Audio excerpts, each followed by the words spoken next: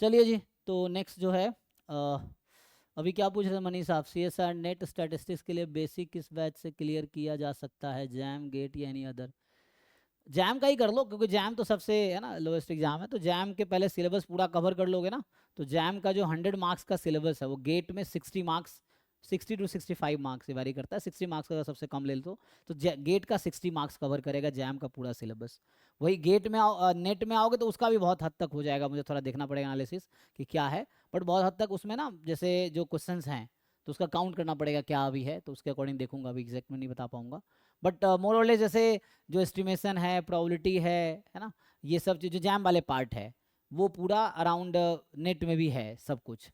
और गेट वाला भी कर लोगे तो बहुत हद तक बहुत सारे टॉपिक, क्योंकि गेट में कुछ एक्स्ट्रा है तो थोड़ा एनालिसिस करना पड़ेगा मुझे, तो मैं देखता हूँ क्या है, तो उसके अकॉर्डिंग बता पाएंगे। बट आप बेसिक करना तो पहले जैम का एक बार सिलेबस कर लो, क्योंकि ये सबसे है ना, जैसे मैंने कहा ना, ये अभी सारे जैम का एग्जाम, सबसेट, गेट का, नेट का, तो ये कर लोगे तो गेट का भी कुछ हद तक सिलेबस हो जाएगा, नेट का भी कुछ हद तक हो जाएगा, तो पहले जैम वाले पार्ट कंप्लीट कर लो, फिर गेट वाले, फिर नेट वाले, ठीक है। इस तरह से तो वहां से स्टार्ट करो, अगर आप बिगिनर हो you start with the jam syllabus, उसको ढंग से पढ़ो, सेल्फ स्टडी करना है तो किताब उठा लो, विकेर वैदगी, कैसेला बर्गर या गुप्ता कपूर, ये सब बुक्स हैं जो कर सकते हो आप, रॉस की बुक है, बहुत सारी बुक है, कोई हर बुक में सेम चीज़ लिखी है, लैंग्वेज का थोड़ा वेरीज है, बाकी हर चीज़ है लगभग सेम ही। सो सॉल्व करो, मेन एंट्रेंस निकालने के लिए you solve lot of questions, ठीक है। चलिए जी, आई थिंक आगे बढ़ते हैं, तो